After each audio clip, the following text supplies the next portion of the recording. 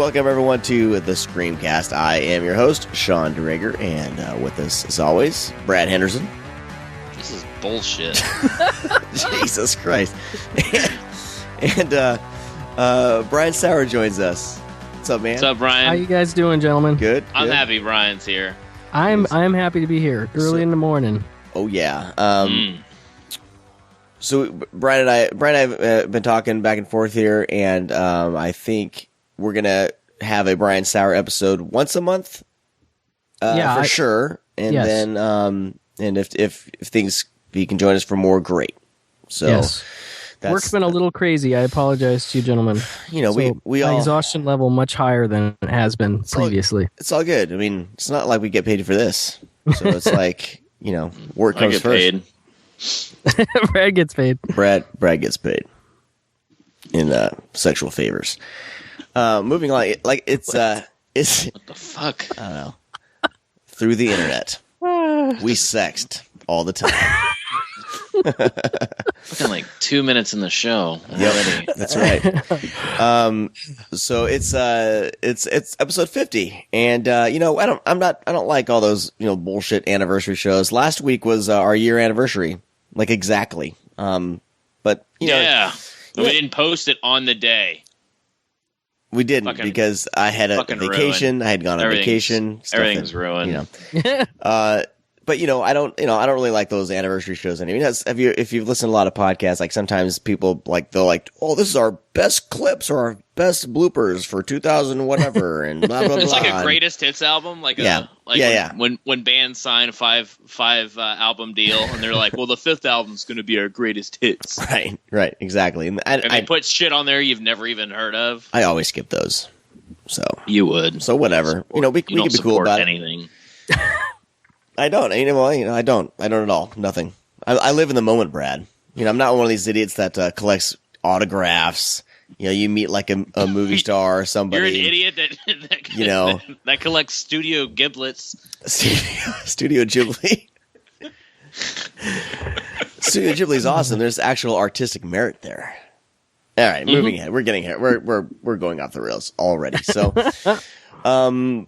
today we are covering the newest Scream Factory. Well, technically not the newest because New Year's Evil's out today, but the newest-ish Scream Factory release. Robert Englund in The Phantom of the Opera.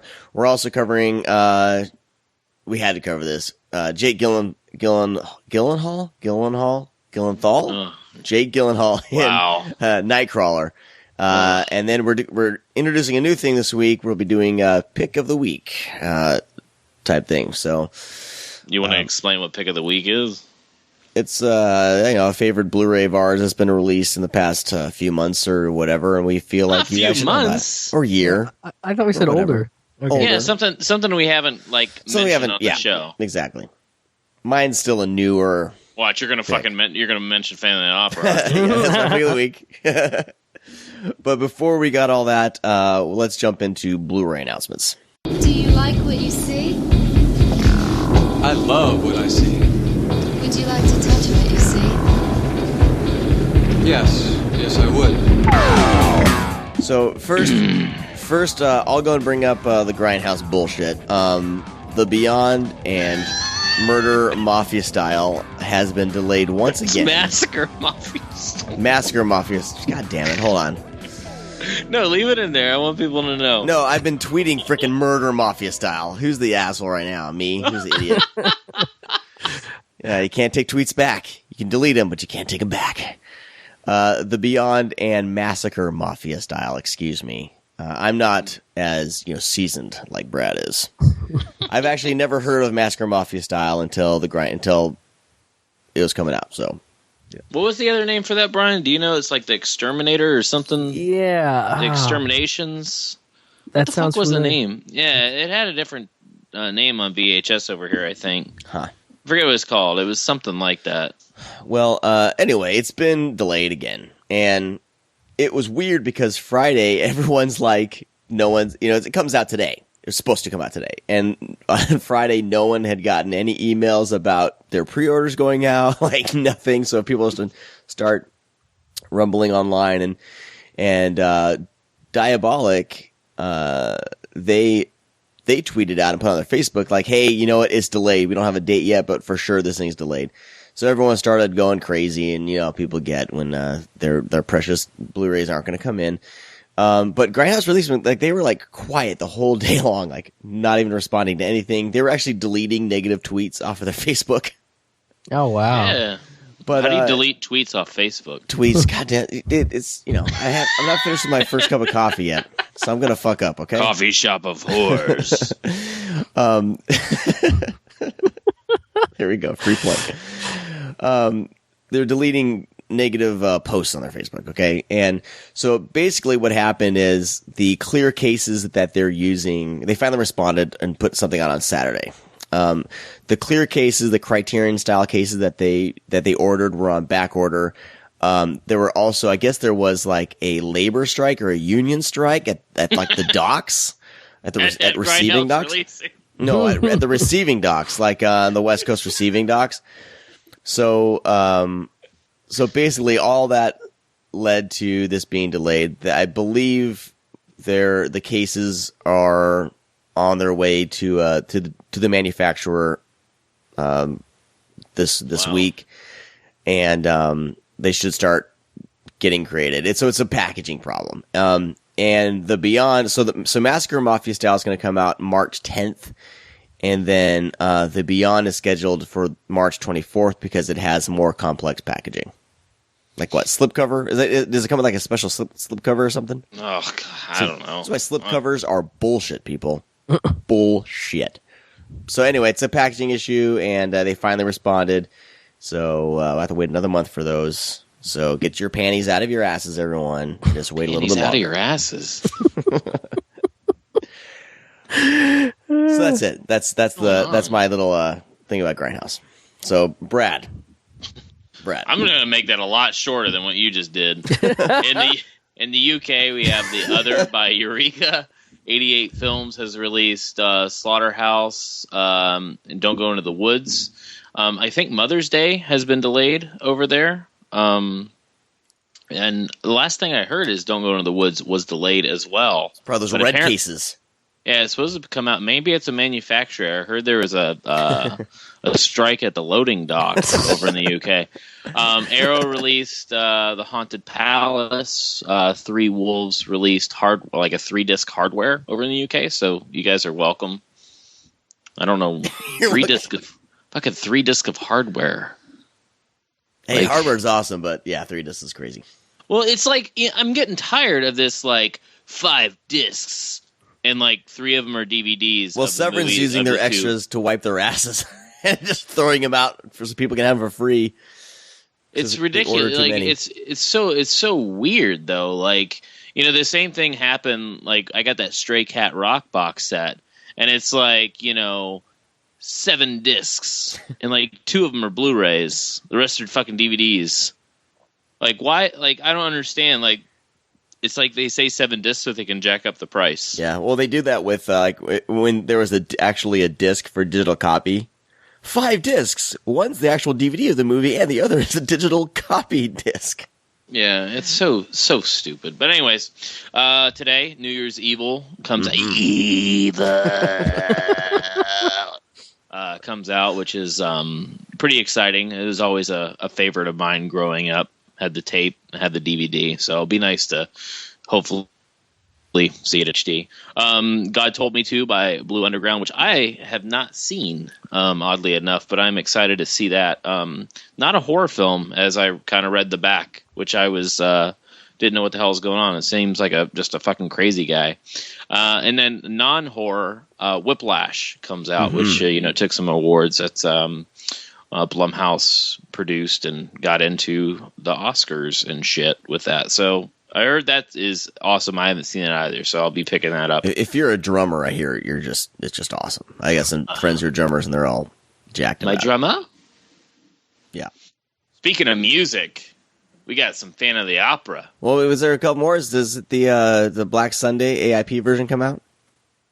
Kino? Oh, well, didn't Kino already release? They released the regular version. This is the AIP version, the American recut or whatever. Yeah, it's it was what was sent to theaters in the U.S. English dubbing and all that stuff. That's just weird to me that they would do two. How does that appeal to anybody? I don't know, and that's what I want to ask you guys. That's what I want to bring up and ask. Maybe that's why I think I maybe read that, and that's why I didn't announce it. Like, what's the appeal? Because I would rather have what the filmmakers intended. Well, yeah, but some people like the original. Like, that's why when they put that, certain DVDs out and they have the TV cut, the US cut, the foreign cut, because people like, they like the extra stuff, but sometimes they might want to watch the version that they saw as a kid.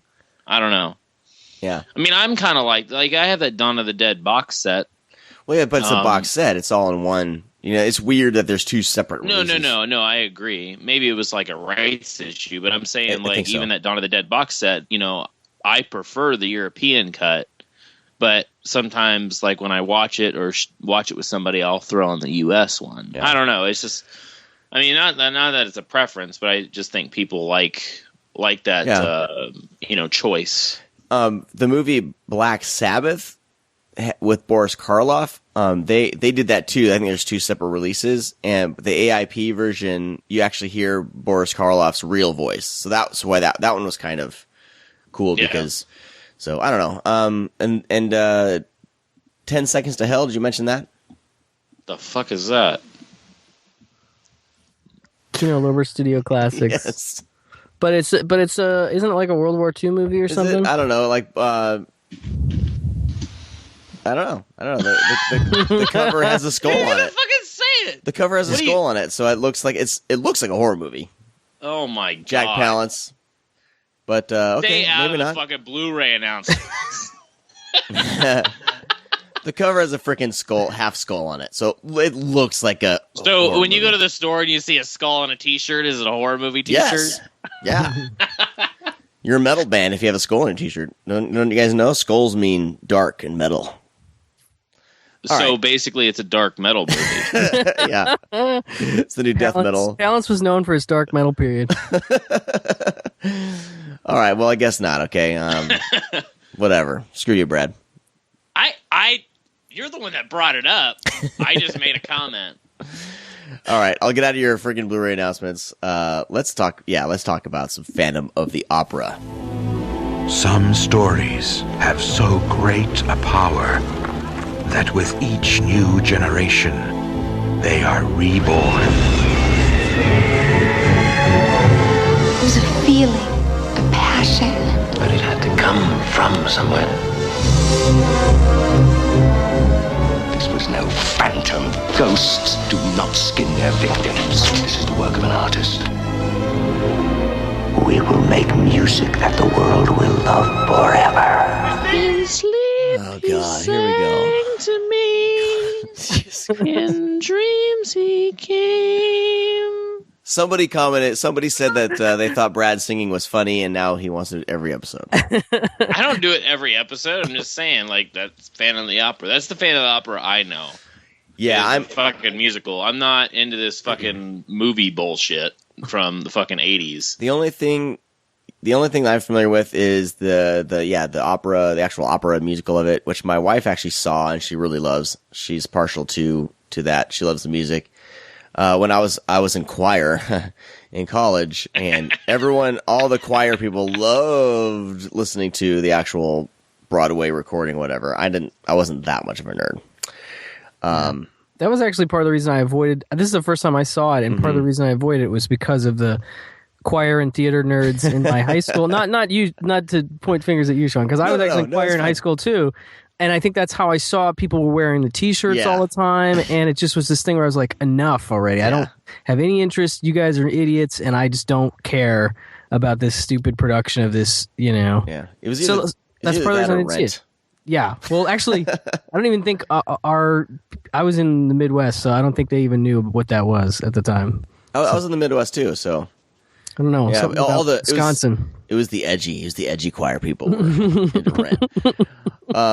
And then the only movie version I saw was the 2004 version with oh wow, yeah. That's the other thing. There's so many versions. Gerard Butler, which was that. I mean, directed by Joel Schumacher. Oh, It's actually really good. I thought it was boring. Well, that's the thing is like how do you fuck up this story? Because I mean, it is actually a decent story. Mm-hmm. I mean, I've never read the original book like that was published like in fucking 1900, but even the old film, like I mean, I have that, and that's even entertaining. And we have, of course, the musical that Andrew Lloyd Webber did that I've seen a couple times because my mom's obsessed with it. And, that's good. And then actually the Gerard Butler movie, the Schumacher flick, that's actually pretty good too. They all even its accomplishment because all the actors actually use their own voices to sing. And then we have this that I stayed away from mainly because it just honestly, by the cover of this movie, it just looks like it's going to be medieval boring. And it is medieval boring. Well, okay, so 1989's Phantom of the Opera, starring Robert Englund. This was supposed to be his kind of big break from Freddy Krueger. He was all excited to do this adaptation. Well, they didn't do a very good job being it says Robert Englund was Freddy up right. front. So the marketing of the film, of course, it's Robert Englund was Freddy, and now he's the Phantom of the Opera, and of course it looks like Freddy underneath that mask in the cover. So, but I mean, he apparently he was all about it. He was one of the hardest workers on the movie. His acting's okay, but how about his orgasm face when he kills the first guy? So yeah, so for some reason, so this is directed by Dwight H. Little. Sorry, I forgot the H. Also known as the fucking man. He's directed some good shit. I know. I know. But this stars Robert Englund, Bill Nighy, Jill Schoeling, and Alex Hyde-White. But Molly Shannon. And Molly Shannon, holy shit, that was a surprise. So yeah, that was cool. They kind of decided to do a horror movie take on this. Let's do Phantom of the Opera without most of the music, and let's make it a horror movie. And where the Phantom basically, offs people so that our main character can do better or something. It is an odd flick, but I had a lot of fun with it. So. Yeah, I didn't hate it or anything either. I think part of it for me was just low expectations and the fact that it's got some Canon Films lineage to it because Menachem Golan's 21st Century Films made the movie, and it definitely feels like a Canon Films. I mean, I think that's part of the marketing thing. I mean, they're just whores, those guys. So I mean, they want exploitative. They want to sell Freddy in England. They want to get their money's worth and all. So, and then they also don't. For me, when they bring in a quote unquote big legit actor like Englund, they don't dial him back. They don't ask him, they want him to go big. And so I guess you're kind of either into that or not. And I thought it was okay. I mean, I'm not, I think at the time this came out, I was burnt out on Freddy. So it was kind of interesting to see him do this Freddy-esque, but a little bit different, slightly more theatrical. Freddy's not burnt. Yeah. That's all it is. Yeah. Well, I mean, the thing is it's fucking Robert Englund, he's not that great of an actor. And, he has this, of course he plays Freddy Krueger, but people don't go to the movie because it's fucking Robert Englund. They go because it's Freddy. I mean, that's who he'll be and always be. And he's coming right off all the Nightmare on Elm Streets of this. I understand, he wants people to take, him maybe seriously, but the point is that he's fucking playing Freddy. Still, everything about it, even his face and his mannerisms when he kills people, that's all you can see. There's no difference. Well, I mean, his first major reveal, he gets blood just splattered all over his face. And he fucking comes, he's coming. That's what it looks like. It's very, very weird. Yeah. But, I mean, I don't know. Maybe it was one of those things, if I saw it when I was younger, I might have dug it a little bit more, but this just doesn't. This is not good. So this is one of those that I didn't really get into the Nightmare on Elm Street until I was a little older, because when I was a kid I was just terrified of horror movies, and so when I was like 10 or 11, this is one of them I saw right up there with all the Nightmare on Elm Streets, but then I always thought it was weird because I knew even as a kid about Phantom of the Opera, and I was just like, I'd always wanted to see this, so yeah, I finally saw it for the first time after all these years of anticipation. But yeah, I mean, it's played as kind of a straight horror flick. I mean, he's and I can't remember how the Andrew Lloyd Webber play goes, but does he off like people, like stalk them and kill them in those plays as well, or in the play? Yeah, I don't know if he does, but apparently the book is a lot darker than what we've seen. He's known as the like, they know about the Phantom at the actual playhouse, and all he does really is he scares the shit out of people in order to like make them quit, so that way she can move up. Gotcha. He trains her, and right? Like it's it's definitely a darker version of course what it is, but I mean it's like they make the Phantom be a slasher, right? Instead of him scaring that's people, what I don't like. He's offing them and taking their skin. But he's not even scary. He's not. He's still in Freddy mode. It's just so bland, Yeah, well, he's still in Freddy mode. It's definitely not scary. It's gory, but it's not. He's over the top and theatrical, just like Freddy Krueger in those scenes. Yeah, that's what I'm saying. Like, he's forever Freddy because of that. Yeah. Even like his little cameos and stuff today, I mean, they're putting him in there because he's fucking Freddy. So yeah, I don't know. Yeah. Poor Robert. He tried to really break out there. He did. So I mentioned Bill Nighy is in this, and I really dig Bill Nighy, and he kind of classes it up in his scenes a little bit. Because he's obviously acting on a whole other level than everyone else. No, he's great. I was super psyched to see him. Yeah, he's a good actor. Yeah, and I mean, even Jill Scholing, she's good too. It just sucks that she's kind of stopped acting though. Yeah, I was ask you guys, what has she done? I guess I mean, she was in Hot Moves. She was in The Curse 2. Stepfather, Cutting Class, which is like awesome. Popcorn. Right. Oh, Popcorn, yeah. And then like she just stopped like in the 90s. I know she was like in the sequel to When a Stranger Calls, but like after that, I don't really know if I saw too much of her again. When a Stranger Calls Back Again. They should have done a third movie with that title. When a Stranger Calls Back Again. No? No? So maybe she just became a mom. That's why I always say, like, whenever that happens, I'm just like, they probably became a mom. You sexist son of a bitch. No, I mean they have to deal with all that shit, So it's Hollywood's cruel once actresses have kids and stuff. Hollywood's pretty cruel when it comes to actresses, for sure. Yeah. They're the sexist sons of bitches. That's right. I guess. You say so. Let's see, who else? Not really anybody. Oh, and then Molly Shannon makes an appearance. Where was she? This was before her Silent Live, wasn't it? Oh yeah. Oh yeah. It was just because that's all I've ever known her as.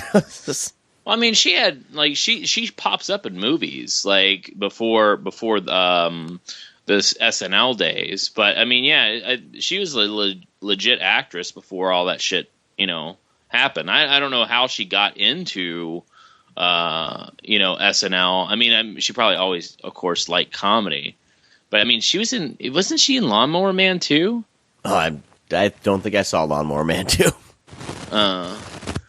But yeah, I mean, even before that, I mean, I guess I don't know. If you look at IMDb, this looks like this was her first feature film. Oh, okay. Maybe it's just what year did fucking Lawnmower Man 2 come out? That came out in the 90s? 96. Yeah, you're totally right. She's in that. She plays homeless lady. I'm sure she's real proud of that one. Homeless lady. She plays homeless lady? That's what's listed. I don't know. That's her title character is homeless lady. That's awesome. That's quite the accomplishment. Now I'm I sure see that was why she on her. went to SNL. I'm sure that got her. Lauren Michael saw that and was like, "That chick's funny. That homeless lady's funny, man." That's funny. You know what you did in Lawnmower Man 2 is... I remember her in that, but I didn't know that she was fucking homeless. Homeless lady. I need to watch Lawnmower Man 2 again. I've never seen it. You do. So the director, Dwight H. Little, yeah. his first film was Halloween 4, which is why Brad is basically dropped his pants and started fiercely masturbating when I said his name.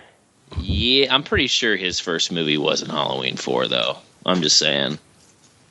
Oh, no, never mind. Well, that's the one that kind of put him on the map, apparently. Wasn't he coming off Halloween 4 into this? I Yes. think? Yeah, this was his next thing, coming off of Halloween 4. And then he worked with fucking Robert on Freddy beforehand. With Freddy's his Nightmares. with his fucking TV show. Mm-hmm. Oh, yeah. Ugh. Yeah. I don't know how many episodes he directed, but... This says just one, but... Which one was it? Do Dreams Bleed? Oh. That pilot episode of fucking Freddy's Nightmares is fucking amazing. I don't think I've seen that. I don't know if I've ever seen too many of those shows. Yeah, it's really good. Like, it takes the whole backstory. Oh, yeah. With the parents and everything. He's Robert, he doesn't have the makeup on, and he goes, and he's, like, at his lair, and the parents come and, like, kill him. Oh, wow. And it sets up everything for Freddy. That's pretty cool. I was noticing Dwight H. Little went from Fan of the Opera in 89 to Mark for Death with Seagal in 90 to Rapid Fire with That's Brandon one of my Lee. favorites. Rapid Fire? Yeah. Yeah, that's pretty good, dude. That's underrated right there. And then Free Willy too. Yeah. I forgot he did that. That's hilarious. He did something else too. Murdered 1600. Yeah. I know he like hit it big, like with some theater flicks, and he directed one of the Anaconda movies. I remember that too. Yeah, Anacondas, nice. Yeah, I don't know if I've seen. God damn, I don't know if I've seen Anacondas. I rented Anacondas. Oh wait, no, I saw that in the fucking theater. Did you really? Yeah, I did too. Because I was working at Blockbuster at the time, and some DVD came out that had free tickets for Anacondas. Yeah, like that was the promotion, and I'm like, "Fuck dude. Yeah, I'm gonna go see some fucking snakes." That movie sucks. It's pretty horrible. But no, like there's actually like one really fucking cool shot is an aerial shot when they're walking through the water, and from the distance you can see all the snakes surrounding them. That's about it. Yeah. The other thing I like about Anacondas is it's got a title to it, which is Anacondas: The Hunt for the Blood Orchid, which is like one of my favorite. Flower. Yeah, something. But I like that as like a sequel, like Electric Boogaloo, kind of like, The Hunt for the Blood Orchid. I don't know. Orchid. I'm gonna use that. Yeah, I saw Anacondas one weekend. My wife worked on the weekends before we had any kids or anything, and she worked at our apartment complex. And you can go down and just. They had movies for you to just borrow, and I would always go down there on Saturday morning with her, and she would unlock it. I'd look through all the movies, and that was there. Somebody had Anacondas. Yep. So awesome. I watched it while she was at work, and nice. It sucked, but it was fun. Dwight Little also, because I was recently started watching the From Dusk Till Dawn TV show. And he's directed a few episodes on that, too, because I remember his name popping up. I don't know what episodes he directed, but I saw his name pop up a couple times. But yeah, he's still pretty active. Yeah. I think he does TV now. Yeah, Sleepy Hollow, Bones. Yeah, totally, man. Unfortunately, the last movie... That's what he's listed, for several episodes of Bones, it looks like. Damn. Unfortunately, the last movie he did was Tekken. Oh, poor Dwight. Poor guy. That movie went through so much shit, I remember. And then I just remember, like, one day at the theater, and I'm like, fucking Tekken? I was like, there's a Tekken movie? Yeah, I was know. like, I remember that being talked about forever, and I was like, oh my god, one please, you know? Went by myself, and I went out like, I don't know if that's a Tekken movie. Like, it did, like, just they have the same names, and there's a little bit of fighting, Right. but you know, that was a weird time. Yeah. I mean, but fucking Gary Daniels, like, he was actually in that movie, and that was the weird part, because that's a guy that has tried to do so well and be the biggest action star possible, and has been acting since the fucking 80s and still cannot make it. Like, it's the most bizarre thing. Like, he has been in probably over 100 fucking action movies, and I remember he had a little bit part in the Expendables, but that's about it, you know. And I was like, fuck, you guys don't know who Gary Daniels is? Oh yeah, no, definitely, dude. Okay. Yeah, I'm again just looking him up. I mean, he's like hardworking man, like 4 or 5 movies a year. Yeah, and he actually is like a pretty good action guy, but he just never hit that note where he was like, you know, like a box office draw or became one of, you know, it was like fucking Patrick Swayze's brother. Like when he Don Swayze, yeah, when he tried to make it into you know, action movies, and then like Chuck Norris's cousin or whatever, that he tried to do it. You know, it's funny because there's a really, really, really fucking good movie that they actually are all in, and it's fucking what's it? Billy Drago's in it. The Delta Force 1? No. Mike Morris, Gary Daniels. not Fist. No. It's fucking. It's called Death Ring, Oh. and yeah, Mike Norris. My phone just vibrated. I meant to take that off.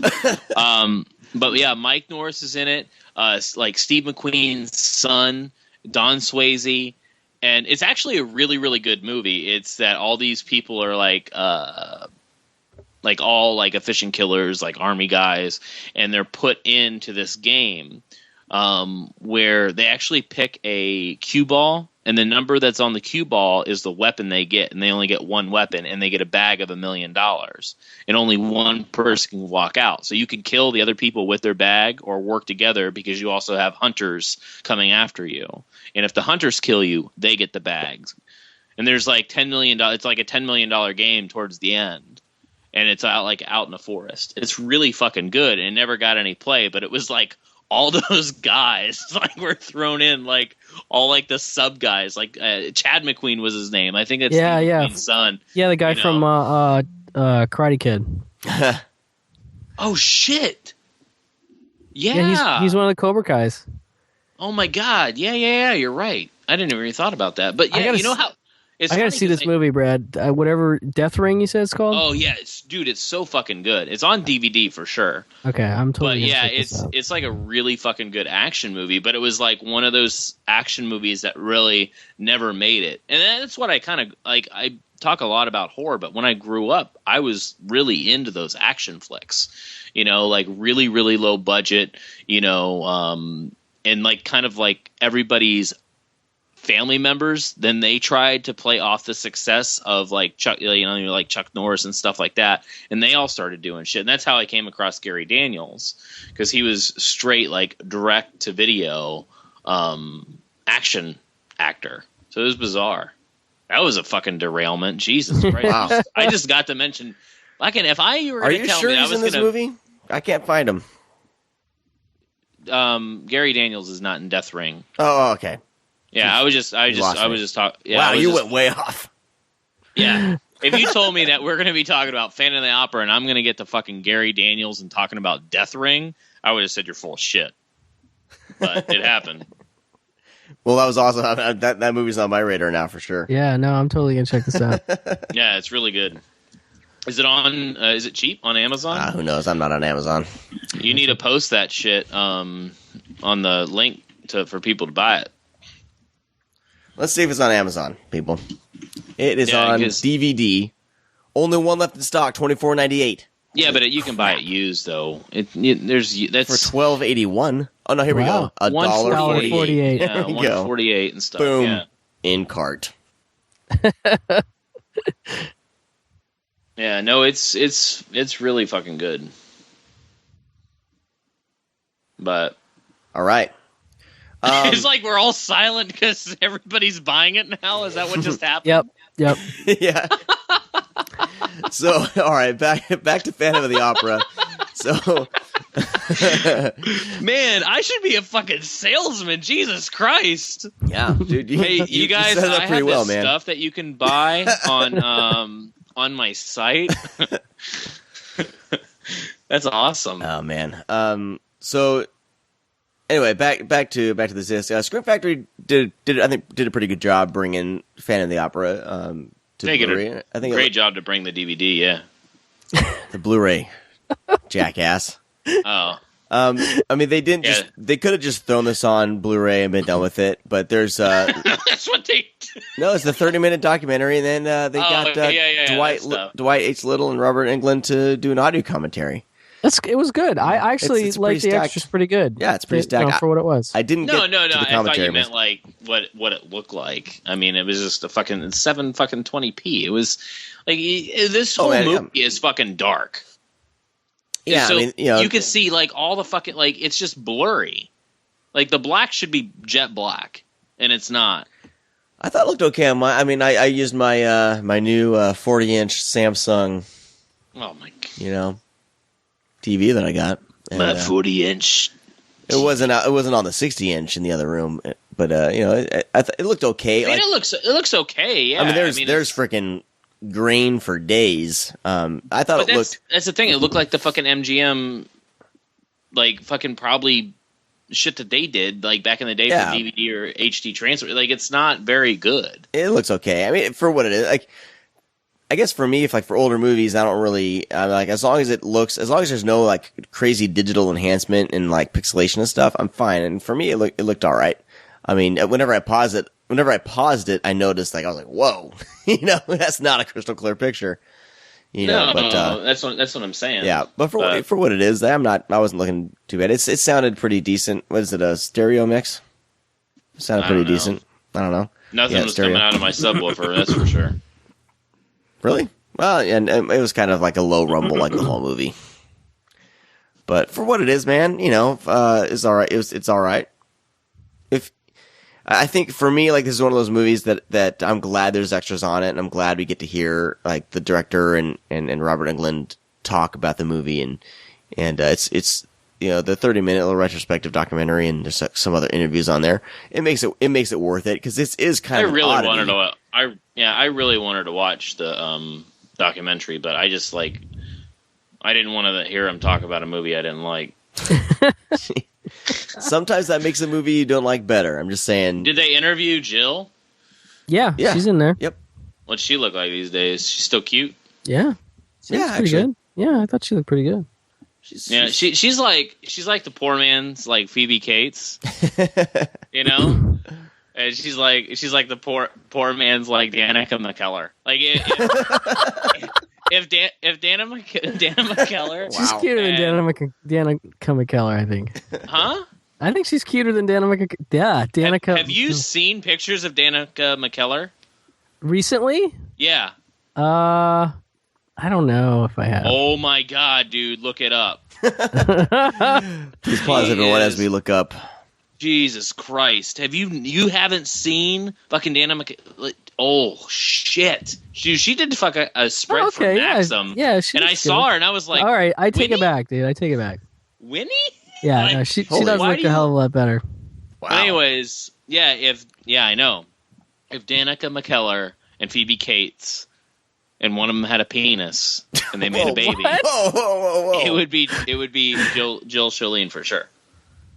Okay, I need to make sure I clear my browser history. There's pictures of Danica McKellar in a lingerie.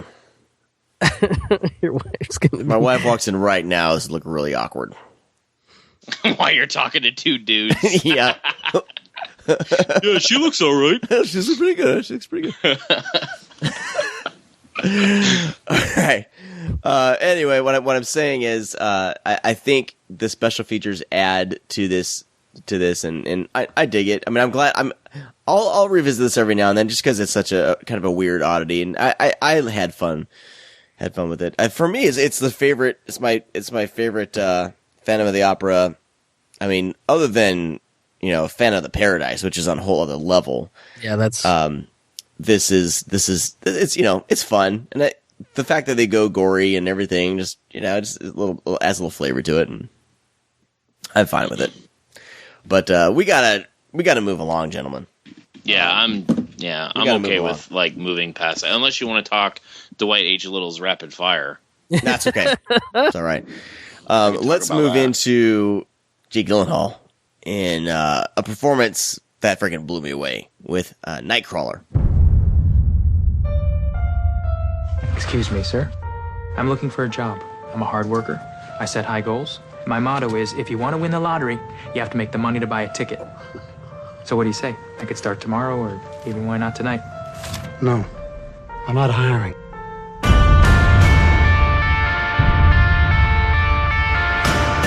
Look first! Go around! Get a shot inside the car! Hey, back away! I got it, I'm back! Will this be on television? Morning news. If it bleeds, it leads. Are you currently hiring? I'm starting a TV news business. You, get back! I film breaking stories. Maybe you saw my item this morning with fatal carjacking. No, I mean, I don't have a TV. Do you have a cell phone? Yeah. Does it have GPS? Yeah. Congratulations, you're hired. Okay. We're taking the next right. Good, stupid! Repeat the police. I will never ask you to do anything that I wouldn't do myself. Excuse me. I have something you'll be very excited about. You have a good eye. I want you to contact me when you have something. Something like this. Think of our newscast as a screaming woman running down the street with her throat cut. You will be seeing me again. Any unit, residential 211. A home invasion. So, oh my gosh, guys. Friggin' Nightcrawler. I mean, this movie kind of came out of nowhere for me. I mean, I kind of, all of a sudden people started seeing it and kind of hearing some buzz, and I avoided any trailer. I avoided reading anything. I avoided any reviews, and I went into this movie completely fresh. And the stand-up for me was friggin' Jake Gyllenhaal. I mean, his acting, the character he played, it reminded me of when I first saw American Psycho. When I was like, whoa, when I saw Christian Bale playing whatever the heck that guy's name is.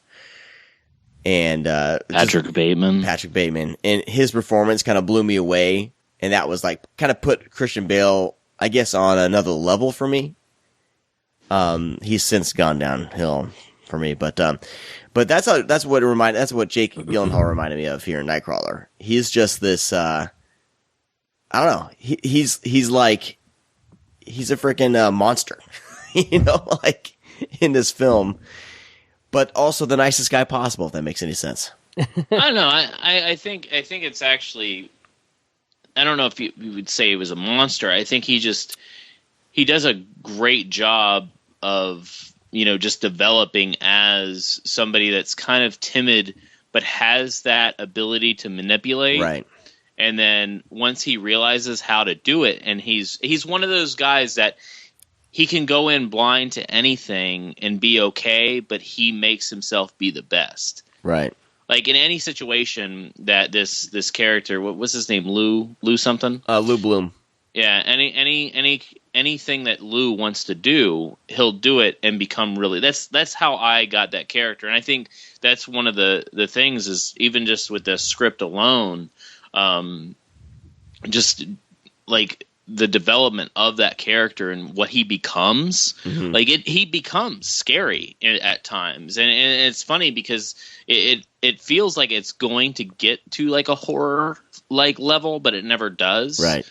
And I don't know. It's such it almost feels like a genre mashup to me. I saw this at theaters at Fantastic Fest, and this was the closing night film. Wow. For Fantastic Fest, and I was like, fucking Nightcrawler, really? why would this be closing? Because last year, I think it was, or the year before, it was the remake of Red Dawn, and it was fucking terrible. So I was like, all right, whatever. No, it's playing all screens. There's nothing really else you can do. I'll go check it out. And I just like it when it started happening. I was like, this is it's really well written. I basically, when I came out, I said, if the Coen brothers wrote a movie and wrote the script, and who's the guy that directed Training Day? Antoine Fuqua? No, it wasn't Training Day then. No, he directed Street Kings. Oh, good question. Antoine Fuqua? I don't know. No, Avery. Was it? What's his fucking name? I'm on it. David Ayer. Yeah, David directed Ayers. Fury. Yeah, David Ayers. Like, if David Ayers directed this, that the Coen brothers, that's what it felt like. It felt, and also kind of felt like a cop drama at times. It's a Michael Mann-ish. Michael totally. Mann feel to it. Yeah, exactly. wow. That's a good one. That's a really good one. Yeah, totally like a Michael Mann feel. That's a good one, Sean. But anyways, this is his debut. This director, Dan Gilroy, who wrote the film, who has been in Hollywood for a while, writing. He wrote Free Jack, which is great, and Chasers, which I love. Directed by Jenna Hopper, by the way, which is bizarre. But he just has a really, really good niche for characterization, even in everything that he's written before. But he did a hell of a good job on this movie, man. Yeah. And so did Jake. He takes that role and just makes it. It's so crazy how good this movie is, and it didn't get a lot of play. Right, that's weird. So the setup, opened on Halloween too. Yeah, that was weird, the crazy thing. Weird night, though. So the basic plot is Lou Bloom. He's basically kind of a common thief. He's stealing metal and things like that, and trying to sell them into scrap places for money. And that's pretty much what he's doing. And but he gets into crime journalism, kind of freelance journalism, where they have to be first at the scene. And with a camera, and you sell that to the news agencies, which I think happens a lot in LA. I don't really watch much news anymore, but it makes sense. LA's such a crazy town, and you always see amateur video of police chases and things like that. And he's kind of I don't know what's the term, megalomaniac. Is that a term? Yeah. He, like you said, Brad, he wants to be the best at what he does, and he'll kind of do whatever it takes to get where he wants, but he's a very unassuming kind of personality, and that's basically the plot. It's all I need to know. And so, Brian, when did you first see this, and what are your thoughts on it? I had heard about it, like you guys, since late last year, and I was slightly skeptical because, I don't know, sometimes when you hear about a great performance, then you go and see the movie, you're like, well, that's all the movie has, is that. And this was different. I felt like, he does, God, just what he does with his eyes. Yeah. His eyes are wide the whole time, and it's part of the character. He's just, he's one of the most, it feels like he's a sponge with those eyes. He's just, every time someone talks to him, he just takes all the information and, consumes it and uses it. Yeah, man. He's taking energy. Yeah, no, it's cool. Yeah, I mean, he's such one of the more compelling and creepy sociopaths you ever have seen in a movie. It's so funny you guys mentioned, Michael Mann and some other stuff, and I totally agree. It was things I hadn't even thought about, but I kept thinking of, Rupert Pupkin and Travis Bickle. Oh, yeah. Travis Bickle for sure. Yeah. But totally Rupert Pupkin too. Yeah. He's the way that he goes to the TV station, presents himself, and the sort of deluded, out of touch, disconnected mental place that he's coming from is very much like a Rupert Pupkin kind of thing. But yeah, it's I don't know, man. It definitely it's very memorable, and that performance, Gyllenhaal is a guy that I've been a fan of for a long time, but it's really neat to see somebody take something like this and just totally knock your socks off. I mean, yeah. No, I've always enjoyed it. He's always been I consider him a really great actor, but this was the first time. Like, I mean, he has this and Enemy back to back. I still need to see that. It's on my list to see. And it's just like, Jesus Christ, dude! Like, we're like, I mean, he's always been great. No, don't get me wrong. Like, I've always enjoyed him, but like, he's just fucking knocking it straight out of the fucking park. And it sucks because these movies aren't big. You know, they aren't, you know, talked about that much, and I guess that's why we're talking about it on the show. It's because everything else that he's done, like, he's been on the poster, and you know, you see trailers for it all the time.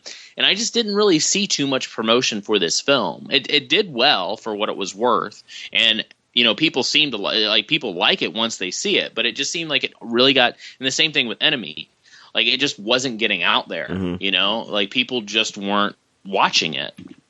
And so I'm hoping that he does find his audience very, very quickly with this stuff. And I think he will, because I think a great performance goes a long way. Yeah. I think this is one of those movies that will sit like kind of a simmer. You know what I mean? It's gonna take a few years for people to really start catching on. You know, it's one of those like people start catching it later on, and Nightcrawler, it's that movie.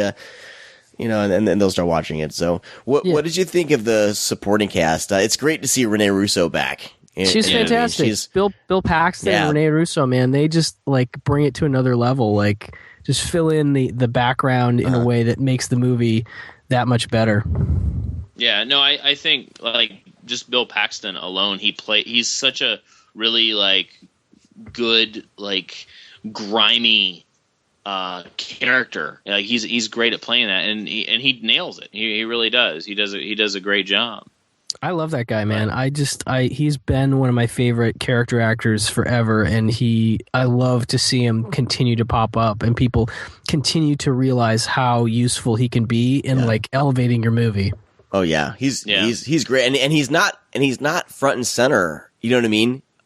Throughout the movie, he's a background character. You know, when you first see him, he kind of rushes by and he's doing his thing, and you know, and he doesn't have like sometimes these character actors will have like the scene where he doesn't really have that, but he's there just enough for you to get it. He introduces you to this world of this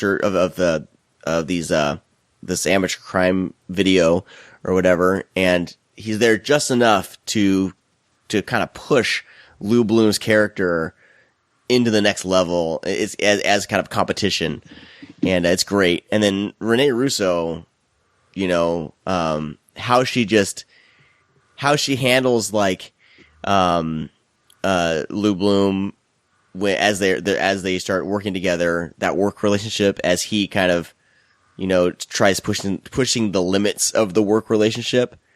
And there's a scene between Jake Gyllenhaal and her out to dinner. That's an like amazing scene. A lot of subtle stuff going on between the two, and you know, it's just I haven't been. The very few movies seem to surprise me anymore, especially you're wondering not necessarily where the plot's going to go, but what are these characters going to do? And I think that all the characters, the three, I guess, heavy hitters in the film. Don't forget his partner Rick. Like, that kid played a good role. He you know what? He's almost he's almost like so good he kind of blends in the background. You know what I mean? Like, he didn't really push anything over the edge for me, but that's just me. I'm with you, Brad. I like that guy. Yeah, I think he was great. Yeah, I think he was a great little supporting thing. Like, because you got like the reason why I liked it so much in him alone is because we have Lou, Jake Gyllenhaal's character, who is very like I said, he's very timid, but he has that ability to manipulate. And when he really gets good, he knows exactly what it is. Then he has like this, you know, this guy come in. Rick comes in. He doesn't know anything, but the way that Lou speaks, it feels like he's been in that job for 30 years. He knows the ins and outs, but he doesn't know shit still. But he sells it so well for him to like that, just to watch him manipulate. And then like him, like this what was it, Rick just adapt and like become like almost part of him. But he's still like he's like a normal person, huh? I thought his name was Rick. Yeah, I'm pretty sure that's right. I'm gonna look, but yeah, Brad, that character is kind of essential to showing just how sort of out there that Gyllenhaal's character is, because you're like, well, and the insecurities of the character, like he wants to impress Rick, like at the same time as mentor him, he wants him to be like in awe of him, you know, and I'm just like, really, this guy that you found from like some Craigslist ad is the dude that you want to impress, you know, and that guy is really like, he's just really good, like he's kind of shady, and you know, you don't know what his deal is or if you can trust him, and yet, you know, Lou Bloom still like really wants him to be his ward, you know. Yeah, that's the thing. He could have anybody, but it's like when he gets that guy, like he wants to keep him no matter what. And I just thought that was a great, like, you know, he didn't like. It seems like traditional Hollywood, in order to get more actors and more people to put on a poster, they would have him drop out and then bring somebody else in, and then have like one scene with somebody new, and then something happens and then they run. And it's like, he's going through all these people. But no, he gets that one guy, and he sticks with him the entire time. I was surprised that guy stuck around so long. I think that's the great part, though. Yeah. The actor's name is Riz Ahmed. And he was in Four Lions. Yeah, he plays Omar in Four Lions. That's Four the Lions only. Like when I watched it, I was like, "Oh shit!" Okay, you know. But that's the only thing I really recognize. I mean, I imagine he's been in other stuff, but as memorable, like Four Lions, all those characters are fucking memorable. And I don't mean to say like he as an actor he sucked. You know what I mean? I think his character definitely has his purpose. I personally didn't connect with the character for some reason, but he's there. I can see why he's there, and I appreciate it. And without that character, and I think it's a testament to the actor. I think he kind of plays just an everyday type of guy. You know what I mean? Yeah, he's definitely supposed to be partially our surrogate. You know, our window in. If some of the shit that they go through, I would have been out like the next day. Like, I'm done. Well, I think that's part of the reason he sticks with it, is that guy. I mean, he gets caught up in it. He kind of has nowhere to go, though. Yeah, he has nowhere to go, exactly, and that's part of the reason. And Gyllenhaal doesn't see it like that. He just doesn't see it as that guy. He sees it as an opportunity for somebody to mentor. Well, he kind of manipulates, though, because he's like, you have nowhere to go. You don't have very much money, and I'm going to keep stringing you along with itty bitty little crumbs. I'm gonna leave a crumb trail for you. That's what I'm saying. Like, no matter who Lou comes in contact with, he owns them. Yeah. And I thought that was like really like well done and bizarre, because you just don't see that. You know, you don't see that in movies. You see so much of Hollywood try to like use as many people as they can. It was just weird that he stuck with that character when there was like, you could have him, like, I guess looking at it as a screenwriting perspective, is using that to really show Lou's character, is to have him encounter different people. You think that mostly traditionally that's how people would go, is just to show how many people he can drive away because of how he is. Yeah, there would have been a montage in a Hollywood film. You want to be with him for some reason. He's like, he's a villain in a way, and he's a likable villain. Like, you want to see Lou succeed. If he has to kill somebody in order to get something, you'll see that. Like, I mean, he's videotaping terrible, terrible things, but you're like, yeah, I want to see more carnage and see what he does. And it's just not too many actors and not too many screenwriters can create a character like that and hold on to it and be successful. Well, I think there's a tendency to go over the top with these types of characters, and Dan Gilroy. It would be very easy to do it. And there's one scene where I thought it was going to happen. But I think Dan Gilroy, as a director and writer, operates in restraint. And this was an independent film, right? Because there's no studio meddling in this. It seems like they had tight control over their craft here. Whenever they were at Fantastic Fest and they were talking, the way that they were presenting it made it seem that they actually had a lot of room to do what they do. Yeah, and then that's great. Like the restraint in this movie really helps sell the character and everything they're going through, because this is easy. You know, even like we're talking Taxi Driver, like even that goes places. It gets a little over the top near the end, but I think there's restraint that holds that movie together and has made Taxi Driver a classic, and that character so memorable. You know, and same thing here, man. This is a good, like this is a good like double feature for like with Taxi Driver and like, you know, I'm having I believe so too. And good old Rupert Pumpkin. Yeah, man.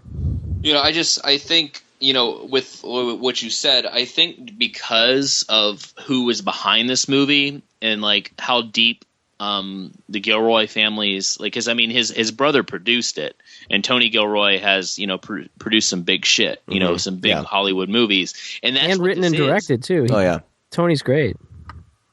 Yeah, oh yeah, no, totally. But it's like, it seems that they working together as a family, even like, you know, because I think Dan Gilroy's married to Rene Russo, if I'm not mistaken. But anyways, like it was such a close knit production. Like it was an independent film, but it had so many Hollywood aspects. You know, like it like I understand what you're saying. Like it felt like an independent film, but like if Hollywood, it's kind of funny to say that if Hollywood made an independent film, in a way, you know. But anyways, yeah, I mean, well, it just I don't know. It was all around, like I absolutely loved the film, and I think I would highly recommend it to anyone. And it's one of those, like, it kind of skirts the line of horror and I was just going to say, thriller. It's appropriate to talk about on the show because I feel like there are horrific things about it. Yeah, there's elements in there, but I think that they're smart. That's why I say the restraint is smart on here, because you don't have to be a horror fan to appreciate this movie. Like, I can probably show this movie to my wife and she would appreciate it for what it is. You know what I mean? Because it doesn't go like, you know, like Phantom of the Opera, right? That goes into horror territory where the story doesn't necessarily have to go there. It goes there. Nightcrawler kind of the same way. You know, it could have gone there, and it could have gone. It's dark, but it could have gone really dark. It doesn't go there, and I think that was a smart move on the writing aspect of it, because it's I feel like this is a movie that's gonna over time, you know, kind of catch more people's attention, and I think this is a movie we're gonna be talking about for quite a while. And I feel like, well, that would be a really boring podcast, though. Well, you know, you bring it up, and I feel like this is a movie I'm gonna be introducing to people for quite a while. I guess would make more sense. But yeah. No. I mean, it's definitely this generation's Taxi Driver, but yeah, I mean, it's. There were moments when I was watching it. There's a couple. I don't want to give too much away. There's a couple sequences. There's a chase or two where I actually some things happened, and I was out loud to myself. I was like, "Oh my god!" You know, like I just was like, because there's some really intense stuff. Like they do the sort of found footage, sort of you in the moment with them, in this great way, because the characters are. You know, they're in the thick of the shit. I mean, they're in the thick of like some really crazy stuff, and it brings you into the movie in this way that's similar to the rush you get from watching a horror movie, I think. Yeah. And it's hard to not see Jake Gyllenhaal as a monster on some level, you know. I mean, he really is he's a magnanimous, you know, charismatic monster, but he still kind of is a monster. So there's a lot of ties to horror that I think horror fans that are trying to branch out a little bit, I think will really appreciate. I can't wait for this to show up on Netflix Instant, because I think that's what's going to do it, is it'll show up on Netflix Instant and people start watching it and talking about it, and that'll break it through. Totally.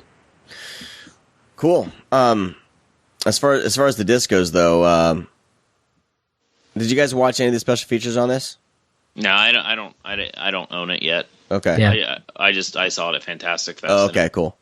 And it was pretty close to being one of my favorite of the year, but like, you know, but it's definitely, man, it's something to see. That's for sure. If you're a film buff and you enjoy hearing behind the scenes stuff, the commentary has Dan Gilroy with Tony Gilroy, and then the editor John Gilroy. Oh wow! The three Gilroy brothers. I'm assuming they're brothers. all together talking about making the movie. Big family in Hollywood. Yeah, so that would, I mean, I'm assuming that's going to be very interesting. There's also a documentary, but I'm not sure how long it is. It's making Nightcrawler. I'm hoping it's feature length or at least 30 minutes, but with these, you never know. I haven't seen it yet, so, but there's a little bit of meat on the bone here if you pick up the Blu-ray. So yes, which I think this comes more highly recommended than Phantom of the Opera. I think we can all agree on that. Yeah. Watching paint dry oh man, is more recommended. All right, gentlemen, we need to start wrapping up soon, but we wanted to introduce Brad. This was Brad's idea on doing. Don't tell people that, then they pick of the week. Automatically hate it.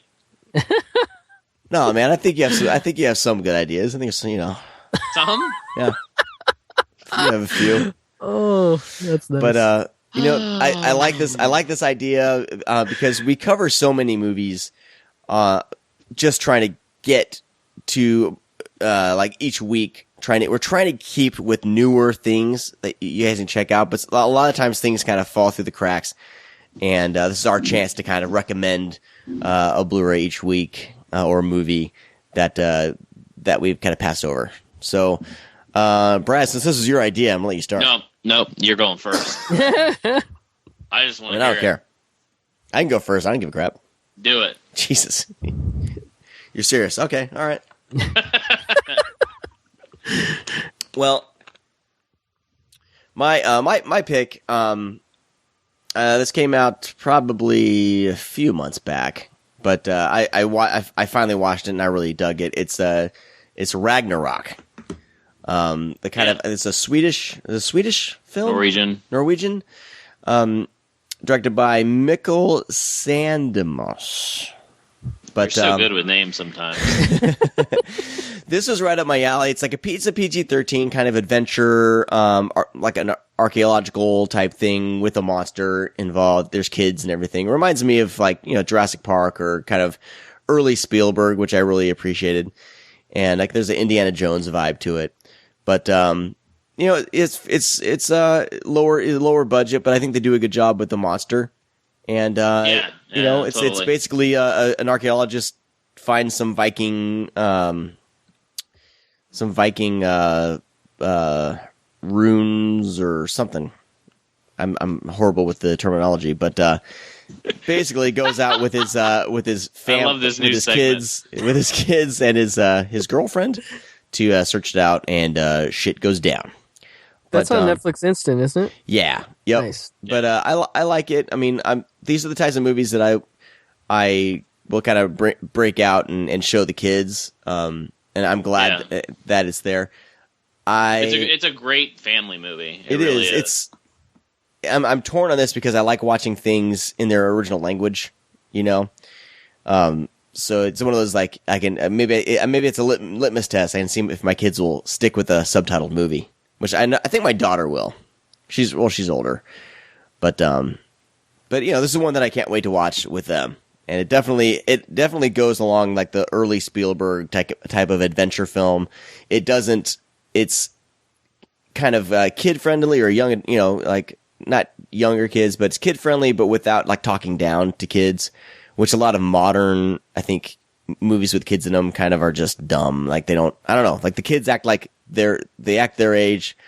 They act like normal kids and they don't try to, dummy things down to kind of make things family friendly, if that makes any sense. It's kind of a weird line. It's a weird balance because I know what you mean, but I mean, as soon as it's one of those things that the only problem with the movie that I had is that once they set up the story and you kind of know what they're going to face, once the kids tag along, you're like, oh, this is PG-13. Yeah. All right, here we go. Yeah. This is a family movie, but it's still good. It doesn't ruin anything, and the special effects are really, really well done with the monster. Yeah.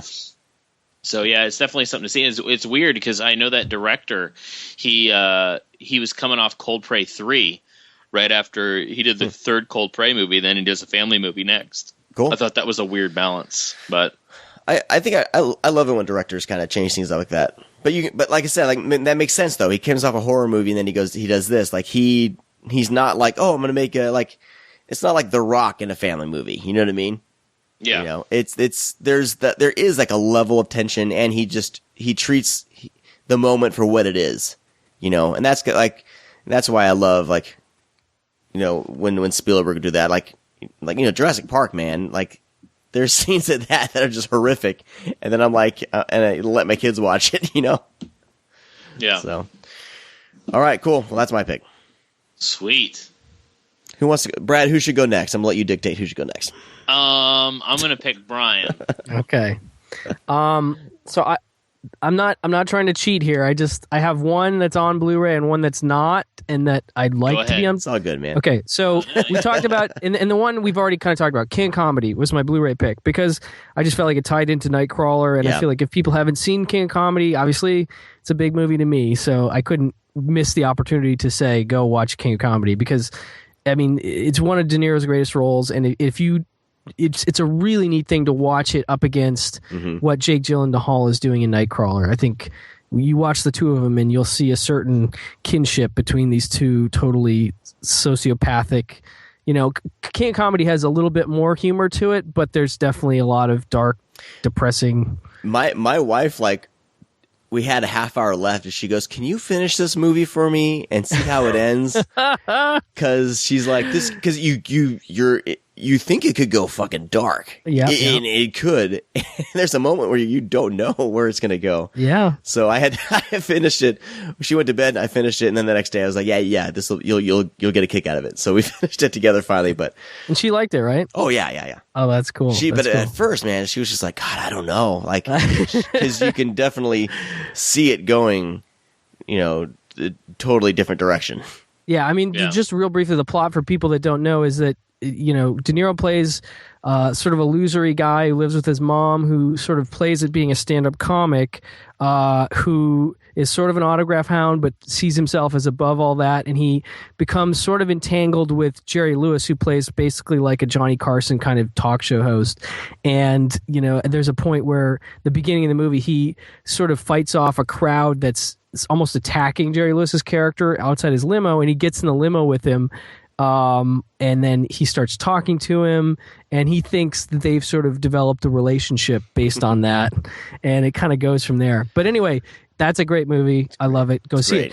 Yeah. This is the one that I think is interesting and sort of ties into both movies that we talked about in a weird way is Fade to Black. And that's from yes. Yeah. Now this one is a bummer. It stars Dennis Christopher.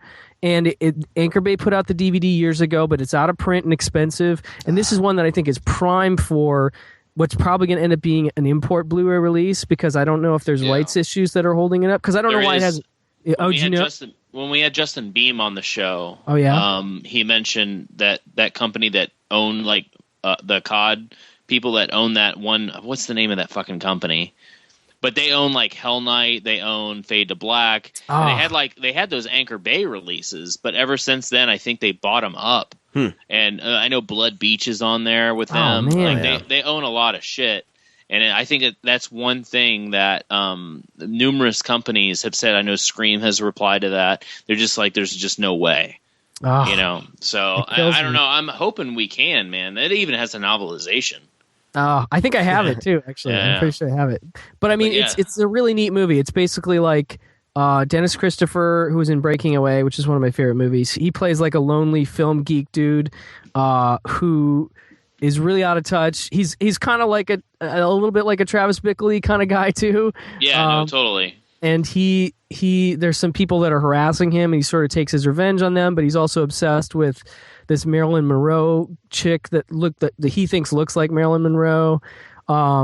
So it's but that's much more of a horror movie, and maybe more fitting to the cast is Fade to Black. But like I said, it's a little hard to see right now, which is a bummer. But I'm hoping that maybe those rights issues that they're experiencing in the States, somehow they seem to get around them outside the States occasionally. So I'm hoping this is something that I would. Yeah, I've always wanted to see that. I mean, because I own that. It was really cool. Anchor Bay did those drive-in packs where they put two movies together, and Fade to Black and Hell Night is in the same pack. That's awesome. But Fade to Black is like super long out of print. Yeah. Like it's fucking costly to get a DVD of that. You can get the double pack for $23.95. Oh, that's not bad. Does it still have? I think it had some extras on it too, like a commentary or something. Maybe wrong. Maybe I wrong don't think about that one does. I think the single release does. The single release is freaking batshit expensive. Oh, yeah, I think that's the difference. Okay. Because Hell Night is also, I think, long out of print too, unless it had a single DVD release. It might have, because they all did later on. But Hell Night's a good movie too. Yeah, I was just gonna say that's a great double feature. I mean, or just two great horror movies that I think are underrated. But anyway, that not to get too far off on something people can't easily get, but I guess $23 isn't too bad, especially for two good movies. That was another one that I thought of when I was thinking like Phantom of the Opera and Nightcrawler. Is there any way to connect those two? And it's a tenuous connection, but it's still a cool. It's just my idea, and you took it and you made it your own, and you made it better. So I'm taking my pick back. Come on. All right, show's over. See you guys later. No, it was one thing I wanted to hit because I know a lot of Digging Up the Morrow is really, really getting out there. Marrow, sorry, is Adam Green's new movie. It's getting a lot of play. It's doing its little limited run, and it's going to be on like VOD soon. So just something to hit out. Everybody knows the Hatchet movies. No, they did Frozen, but he has a TV show that he writes and directs with along with Joe Lynch, who did Wrong Turn 2, Knights of Badassdom. He's been around, but it's a comedy. It's for horror movie buffs. It's just two wannabe filmmakers that just live together, and they have girlfriends, and it's set up kind of like a live audience show where there's what do they call that, the laughter, like a laugh track that plays no, but it's on purpose. It's on purpose. So it's like part of the joke. They're doing it to make fun of those types of sitcoms. Gotcha. But they're doing it for horror fans. And, Dee Snider is in it, Dave Brockie from Gwar, Dave Brockie. But, I mean, it has cameos by, Bill Moseley, Tony Todd, Kane Hodder, Daniel Harris is in it, Seth Green, John Landis, for Christ's sakes. Like, it's got a great cameo thing, and it's really well written. But if you do dive into it, the first few episodes will catch you off guard, because when I was told by somebody to watch it, and I was given the second season to review, and I'm like, well, I don't really do TV shows at all, but I'll go back and I'll watch the first season. And I popped it in, and like within like 2 episodes, I was like, shit, like this is gonna be fucking long, because I'm not really digging this. But once you understand, like, it takes a while. That's why I'm trying to prep you guys, is that it takes a while to actually get to know what they're trying to do. And then when they actually hit it, like when they hit you with it, then it gets just fucking overly funny. And it's a great TV show for fucking horror fans, because it's fucking bloody as hell. And it's a comedy. It's really bizarre how it's set up, but it's really well written. And fucking Adam Green is actually a decent actor. That's the weird part. Along with Joe Lynch. I mean, I imagine they play themselves, but it's really well done. So I know that's a real odd pick as first as a TV show, but both of those are on Blu-ray, both seasons, and they're very short. Like, there's only like probably 20 some episodes through the whole thing. But yeah, it's definitely something to check out. It's really, really good. No, I've been listening to their Joe and Adam's podcast, The Movie Crypt, for a while.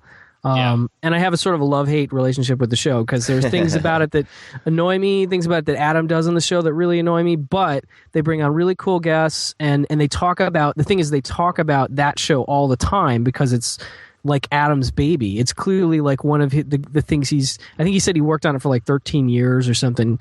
And I had the same experience you had, Brad, when I started to watch the first episode.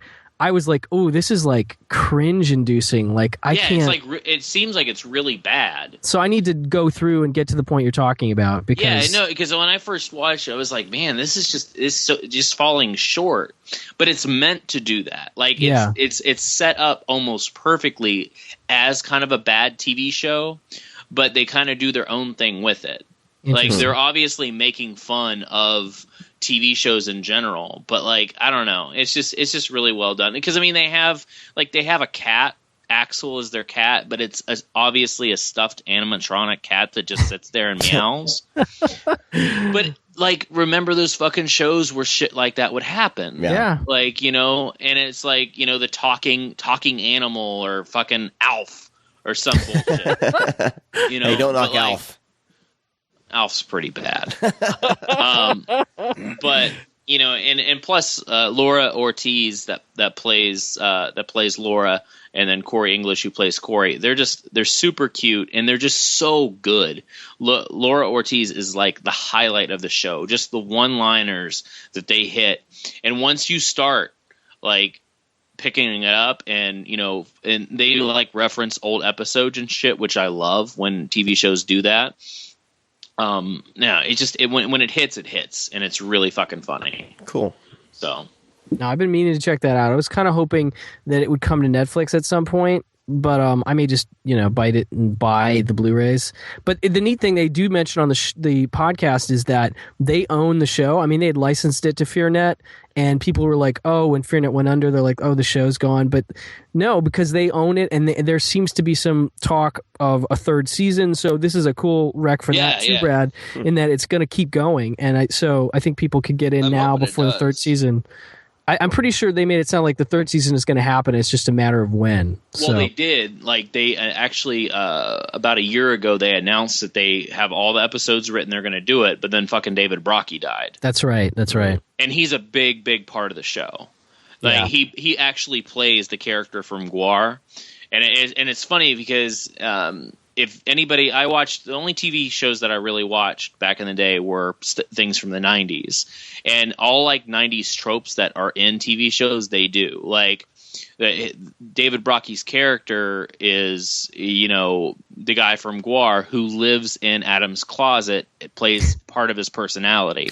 So whenever like he's going Herman's through a hard head or time, something. yeah, like he goes in his room and slams the door, and then David Brockie comes out. And he's like, "What's wrong, Adam?" And then he tells him, and, you know, he's like, "You need to stop being such a fucking pussy." You know, and he'll just do things, and you know, his big dick swinging, you know, his fake dick, and it's just a really well done show. Like I said, it takes a bit, but man, it's so well done. Cool. All right, you got me back on board with it. All right, looks like I got to check that out. It'd be nice if it came to streaming, but we'll see. Yeah. Cool. All right, guys. Glad to have Brian back on the show. Yeah, pleasure, gentlemen. It's Glad always, to be back. Always good. We're working on some interviews and stuff like that. So next couple months should be really, really cool. So I'm not announcing anything because stuff always, you never know how things are going to go with these. But Brad's been busting his ass, so trying to get people on the show. So we got some stuff lined up. You can find us over at oneofus.net. You can find us at our website, thescreamcast.com. All the links to our social media is on thescreamcast.com. Drop us a line. We'd love to hear from you, either on social media, Facebook, Twitter, or email. It's readme@thescreamcast.com. So, do you ever get any emails? No, never. Except like your publicist wanting us to like, you know, talk about their crappy crap. Other than that, no. But we would love to hear from you. We talk back. The communication is weird because like when podcasts first started, there wasn't Twitter and stuff, and I think we get a lot of that each day on Twitter. So just drop us a line. We'd love to hear from you.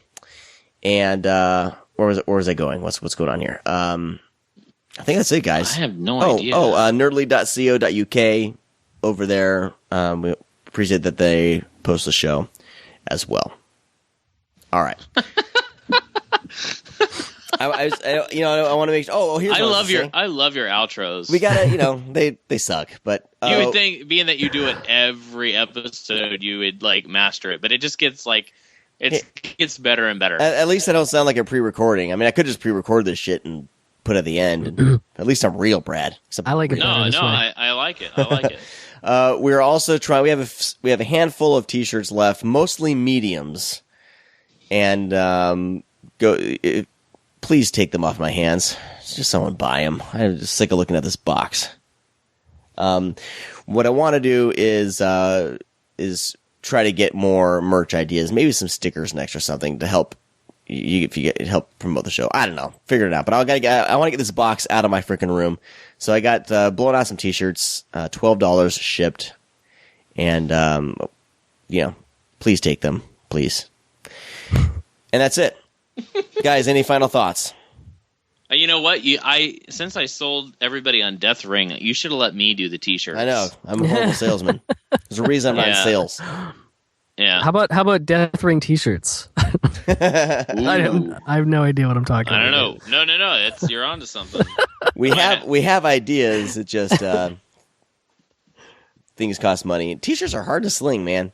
No, it's for sure. Hard. Well, when it's for a stupid ass podcast. True, but the design by Kevin Spencer is awesome. No, it's a beauty. I That's agree. a beauty. I agree. And $12 shipped is a bargain. I think so. Totally. Unfortunately, they're mediums, and I've learned not to stock so many mediums. Yeah. Anyway, all right. God. All right, that's. Dude, do you just want me to start singing again? No, we're done. We're done. All of you guys have a great week. Talk to you next time. Bye bye. Oh, don't tell me you're leaving. The party's just begun. Wow, you really cut me short. Nice. Well, welcome. Glad you could join us. I'm so happy. Brian and I have done the show, man. We're done. So yeah. All right, I'll see you guys later. Phantom, Nightcrawler, and then our pick of the week. Oh, did you forget that? Today already has been crazy. It's So like 8:30. It's 8:30, man. What happened? You all right? Yeah. You got the UK stuff too? No, that's why No, I guess you don't have the Blu-ray announcement. That's why we're a team. Holy shit! Episode 50, guys. Episode 50. Nice. Oh, this is supposed to be something special. Gosh, dude, Too bad. Anniversary shows are bullshit. I Fucking never listen covering to those. Phantom of the Opera.